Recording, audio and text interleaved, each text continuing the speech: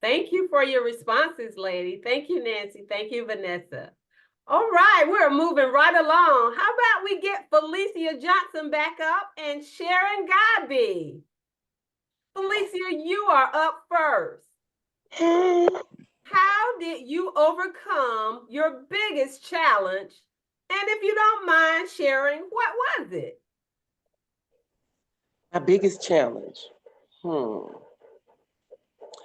Well,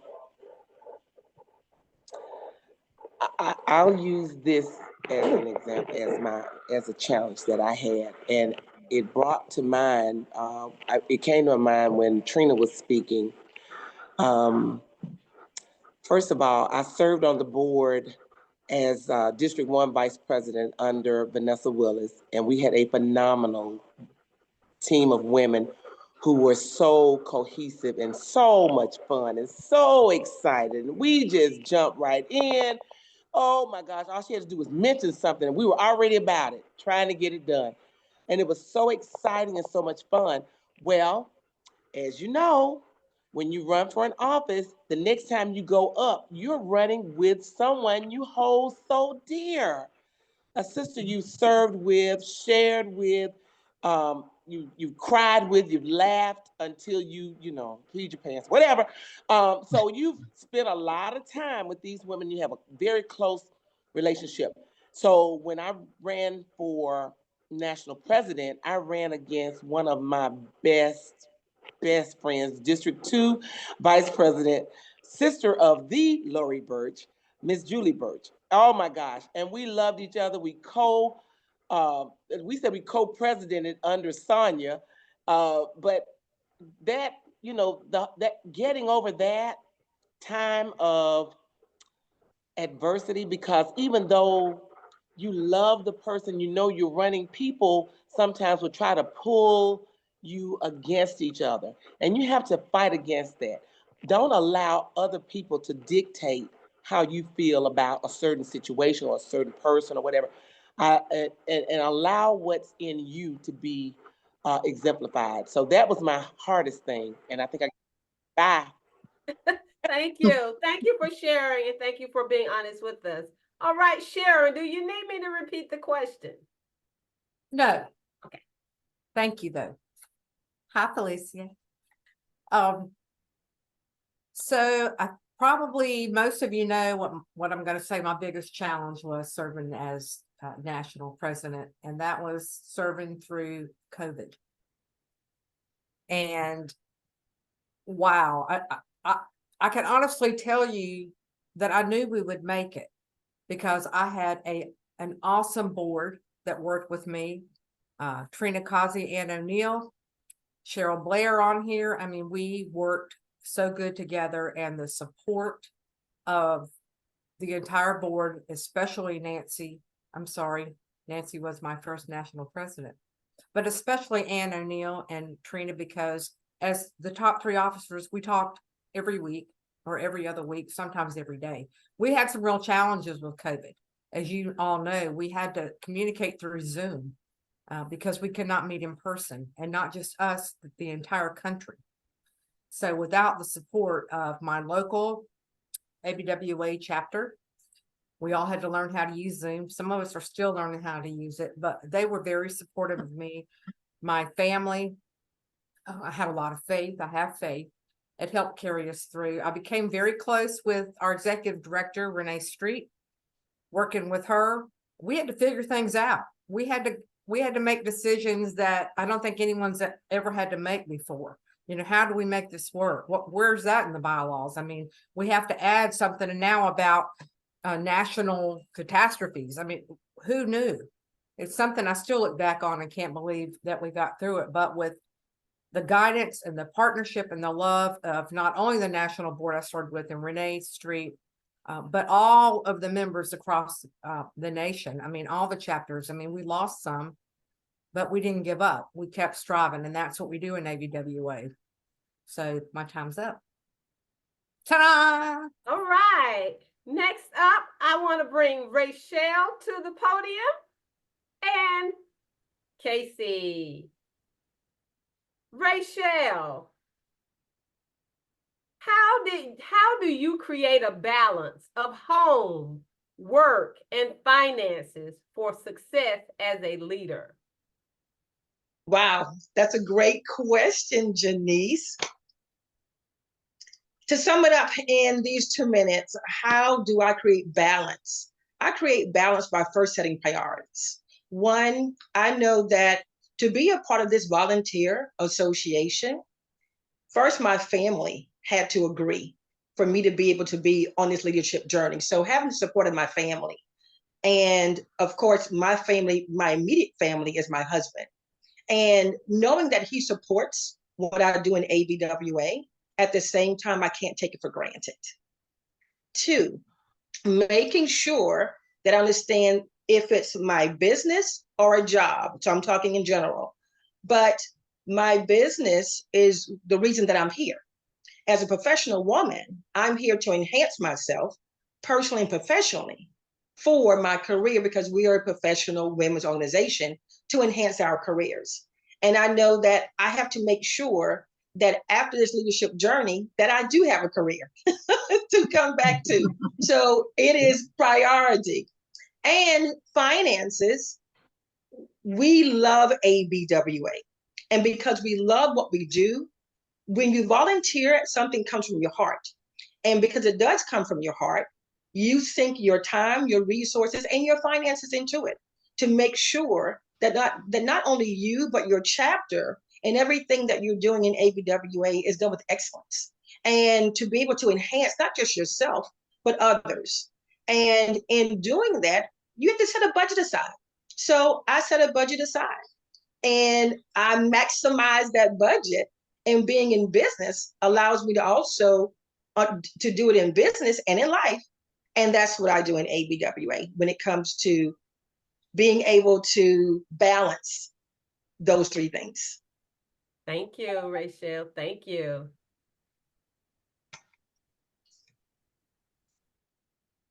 And Casey, you need me to repeat the question? No, I got it. I got it. My situation was a little different. At the time I was running for office, I was traveling the country. That was part of my job. I was a consultant. I was closing retail stores from coast to coast.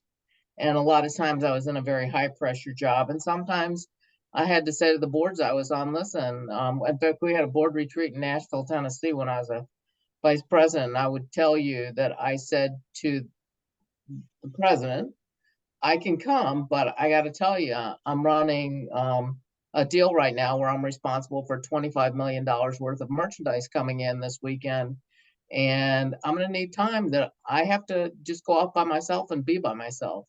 And we shared that with the board, and they were very, very good about it. So sometimes, even if you're in the midst of something, you got to be honest and open. You know, the one thing I would say to people all the time is the key thing. Number one, your family comes first.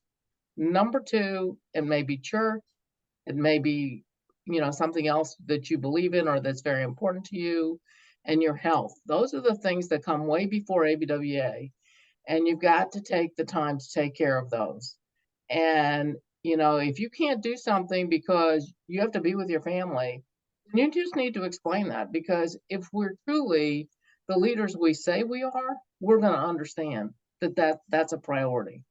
Financial, I've watched way too many people charge up their credit cards to run for national office. That is a horrible thing to do.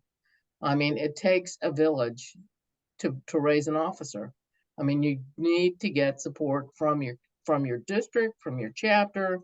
You need to just get support, and it shouldn't be at your own expense. So those things are really, really important to me. I think it's very important. I don't think you can be successful as a leader if you're really worried about paying your bills, if you're worried about not having enough time to do your job. I've watched too many people get divorced because of ABWA, because of running for office. I've seen them lose jobs. Just not worth it. You got to take care of yourself first, and you got to take care of your business first. Thank you. Thank you. That's some great advice. That's some great advice. At this time, we're going to pull from the audience. Dr. Satani, this is a question for you. Dr. Shakita Miller, can you come off mute? She sent a question in early she really wanted to ask, and I promised her that I would do that for her. Dr. Miller. Yes, ma'am. All right, and this is for Dr. Satani. Ask your question. Yes. Good evening, um, National President, past National President. My question is, as a newer member, what is the process that I could begin to move forward in leadership? How can I do that? That is an amazing question. I'll share with you my journey in ABWA is different than most. I was not invited to an ABWA meeting. I just showed up. I just went online, found the ABWA, I registered, went to our local chapter meeting. And within the first 30 days, I was the co-chair for our membership committee. Within the first year, I became the secretary. In the second year, I was chapter president. And going into 2.5 years, that was when I was introduced to Tammy McDaniels, when I went to my first National Women's Leadership Conference in Little Rock, Arkansas. And at the time I was working on my doctorate. And in working on that doctorate, I was able to come in contact with one of the mentors that I had who also signed, she's one of the signatories on my doctorate, and that's Dr. Melanie Brown. And she was named the American Businesswoman of ABWA the same year that I had completed my doctorate. So for me, full circle from education standpoint of being an ABWA, being able to find the mentorship, the leadership, the guidance, that was the culminating factor for me. So I would say you have to show up in order to go up. If you desire to be a leader, you have to be present. And it's important not only to get to know ABWA within the local, but to go outside of that, to understand what you're doing in the district. And you have to connect with the women at the national level. And as you learn and grow and connect, you will see for yourself what leader positions are best suited for what it is that you want to do.